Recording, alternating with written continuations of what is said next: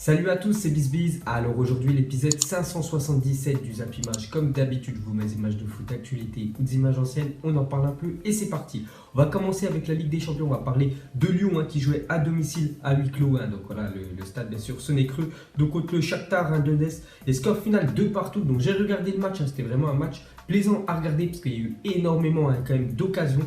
Donc on peut dire quand même que c'est un bon point pris par l'Olympique Lyonnais parce qu'ils étaient quand même menés 2-0 dans ce match-là. Une première mi-temps vraiment oubliée pour Lyon qui était hors sujet. Et en deuxième mi-temps, voilà, ils ont réagi.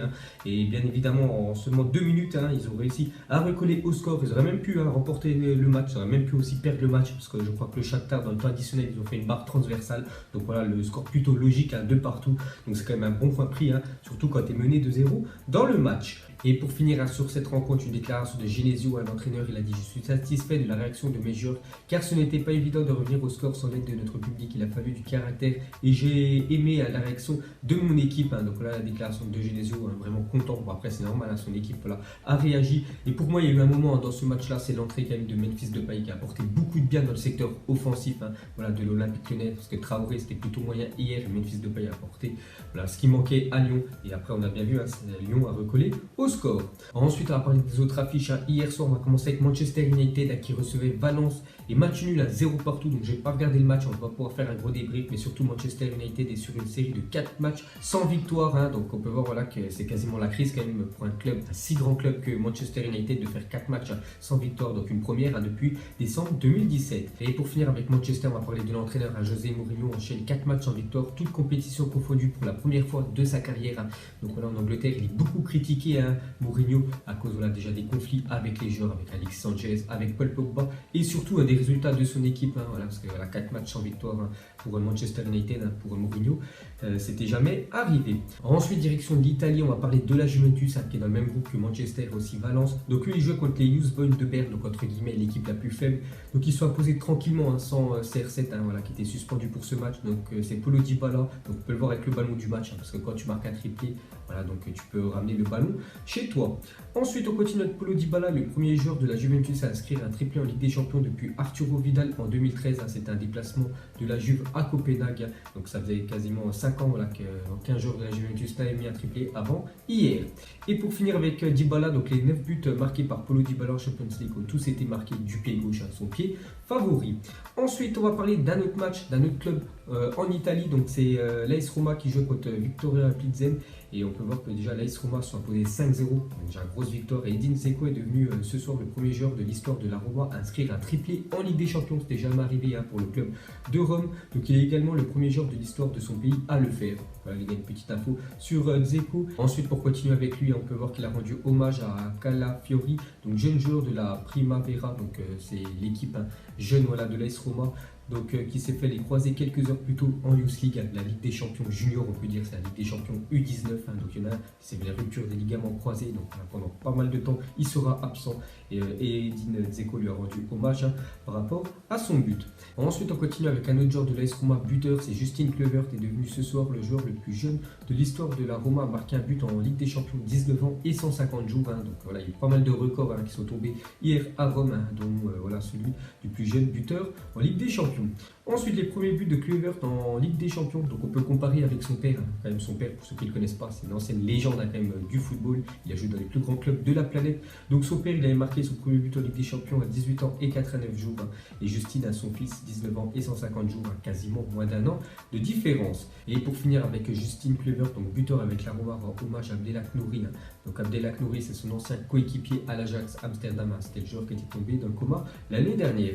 Ensuite, à parler d'une autre équipe qui n'arrive plus du tout ces temps-ci, c'est le Real Madrid. Et regardez déjà la une du journal Marca sur le Real. Donc 5h19 sans marquer. Donc c'est vrai qu'hier, le Real Madrid se déplaçait en Ligue des Champions en Russie, au CSKA Moscou, et ils ont perdu 1-0. Donc le CSKA ont marqué à la 2e minute et les Real n'ont jamais réussi à inscrire au moins un but dans cette rencontre. Donc ça fait plus de 5h19 qu'ils n'ont pas marqué, le Real Madrid. Donc après, il manquait beaucoup de joueurs cadres. Chic Ramos n'était pas là, ni Gareth Bale, il manquait aussi Isco. Il manquait aussi encore quelques autres joueurs, mais même avec les remplaçants, vraiment ce supérieur au CSKA, ils n'ont pas réussi bien sûr à remporter ce match. Donc on voit que ça va pas trop bien quand même pour le Real ces temps-ci.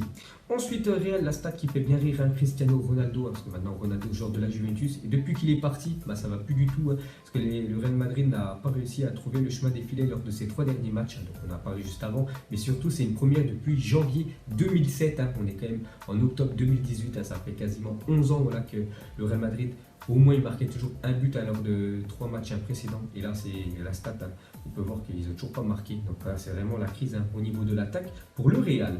Ensuite, on va parler de Raphaël Varane et de retour au stade de Luzhniki ce soir pour le match face au CSKA Moscou, 78 jours après une certaine finale de Coupe du Monde. Donc c'était la finale, bien sûr, entre la France et la Croatie dans ce stade. Donc il est retourné là-bas. Bon, après, il a perdu hier. Je préfère largement qu'il perde hier et qu'il ait gagné il y a 3 mois. Ensuite, jeter un coup d'œil aux résultats de cette soirée de Ligue des Champions. Donc déjà, Manchester City se sont imposés difficilement à Hoffenheim en Allemagne, je crois, dans toute fin de match de David Silva. Sinon, le Bayern un partout contre l'Ajax. Donc voilà, plutôt moyen pour le Bayern parce que la semaine dernière, ils ont perdu et fait aussi un match nul. Sinon, on peut voir qui en gros résultat, sinon on a parlé de tous les autres matchs qui avaient lieu. Ensuite, jeter un coup d'œil cette fois-ci aux affiches de la journée. Donc ce soir, il y a vraiment de très belles affiches. Donc déjà à 19h, n'oubliez pas qu'il y a le PSG contre l'Étoile Rouge de Belgrade. On va en parler juste après. Sinon, il y a Monaco aussi qui se déplace à Dortmund. Donc Monaco, il va falloir impérativement essayer de faire quelque chose, que sinon la Ligue des Champions cette année c'est mort. On voit bien que déjà en Ligue 1 c'est compliqué, alors en Ligue des Champions le niveau est plus élevé, mais au moins essayer d'arracher pourquoi pas la place en Europa League, parce que vu comment ça joue ces temps-ci c'est très compliqué pour eux, mais surtout il y a une très grosse affiche, enfin même deux, il y a Tottenham, Barcelone et aussi Naples, Liverpool. Ensuite, les gars, on va parler d'Arsenal et une très mauvaise nouvelle pour Arsenal. Donc, coup dur pour Arsenal, un mois d'arrêt pour Petr Cech qui collait cette année, même si Leno est arrivé au club. Donc, il est sorti pendant le match à la mi-temps contre Watford samedi dernier. On peut voir qu'il va louper quand même 4 semaines. Donc, vraiment gros coup dur pour Arsenal. Ensuite, Delali, Serge Aurier, Moussa Dembélé, Christian Eriksen, Vertonghen ne sont pas dans le groupe de Tottenham pour affronter Barcelone demain en Ligue des Champions. Enfin, c'est ce soir. Mais bon, il y a un retour. C'est Hugo Lloris qui devrait gauler contre le Barça. Donc, voilà. Tous ces joueurs-là seront absents pour le choc ce soir. Ensuite, officiel, Vahid Halilhodžić est le nouvel entraîneur du FC Nantes. Donc on sait que Cardozo, l'ancien entraîneur, à cause des mauvais résultats, c'était sûr qu'il allait sauter. Donc maintenant c'est sûr. Et c'est Vahid Halilhodžić, le nouveau coach. Ensuite, une petite déclaration de Neymar par rapport à sa Coupe du Monde. Il a dit: j'ai tout fait pour être avec le Brésil à la Coupe du Monde. J'ai donné le meilleur de moi-même. Il y a une grande frustration par rapport à cette compétition, mais je ne vais pas pleurnicher toute ma vie. J'ai plus de raisons d'être heureux que triste aujourd'hui. Donc voilà ce qu'a dit Neymar. Donc c'est vrai qu'il a tout fait pour venir à la Coupe du Monde. N'oubliez pas qu'il était blessé, je crois, 1 ou 2 mois juste avant. Donc il a vraiment pris du repos pour être à fond et très surtout à 100% pour cette Coupe du Monde. Donc après, voilà, il a dit qu'il a plus, enfin ces temps-ci, il est plus heureux que triste. C'est vrai, quand tu touches plus de 37 millions d'euros par an, tu peux être heureux. Ensuite, une déclaration de Diego Maradona sur Lionel Messi. Il a dit: je conseillerais à Messi de ne plus revenir en sélection. Dans le football argentin, tout est toujours de sa faute. Même une défaite de la sélection U15, il est vraiment temps de lui foutre la paix. Donc c'est vrai que là-bas, il y a beaucoup de pression sur Messi. C'est vraiment toujours à lui de porter quand même cette équipe argentine dans toutes les compétitions qu'ils font. Donc pour Maradona, Messi devrait arrêter, parce que il serait temps bien sûr de lui foutre la paix. Ensuite, une déclaration de Nicolas Pepe, l'attaquant de Lille. Donc on lui a posé une question, on lui a dit: le défenseur le plus dur à passer en Ligue 1, il a dit Marquinhos, il anticipe bien et il va vite. Quand tu anticipes bien, tu défends bien en général. Donc voilà, pour lui, le défenseur le plus compliqué à passer, c'est Marquinhos en Ligue 1.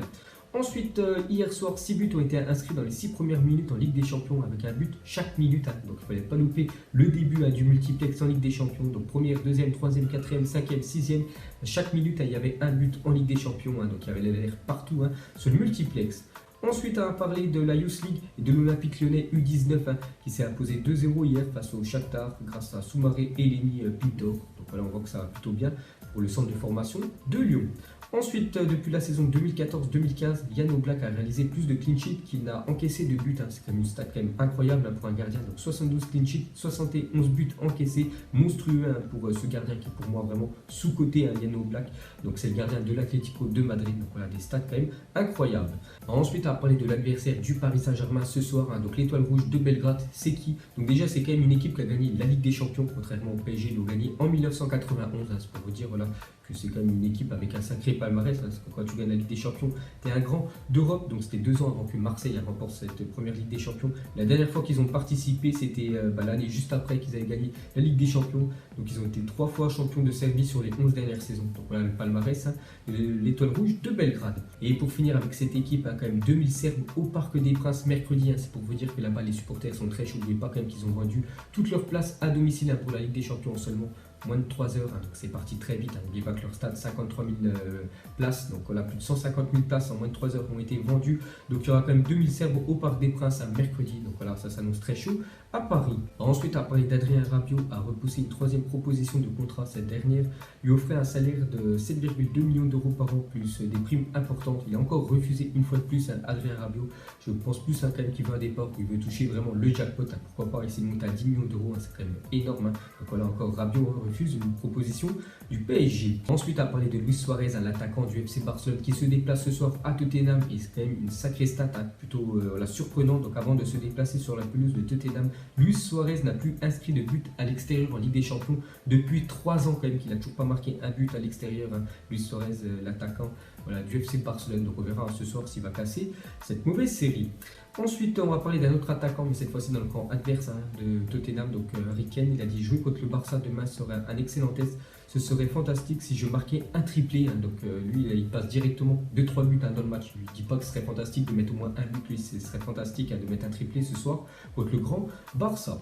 Et pour finir ce zap image, on va terminer avec le match de 19h avec le PSG. Donc pour vous, mettez-moi un petit prono entre le Paris Saint-Germain et l'Étoile Rouge de Belgrade. Donc déjà, c'est victoire obligatoire pour le PSG, surtout qu'ils ont perdu lors de la première journée à Liverpool. Et surtout l'Étoile Rouge de Belgrade, entre guillemets, c'est l'équipe la plus faible du groupe. Ils jouent à domicile de PSG, donc victoire obligatoire. Et moi je vais dire un 4-0 pour le Paris Saint-Germain, espérant quand même qu'ils marquent beaucoup de buts, parce que le goal average va compter beaucoup dans ce groupe. Donc voilà les gars, la fin de Zap Image 578. Donc si ça vous a plu, un petit like. Et moi je vous ferai l'épisode 579 demain. Donc moi je vous laisse et je vous dis à la prochaine comme d'habitude. Ciao à tous.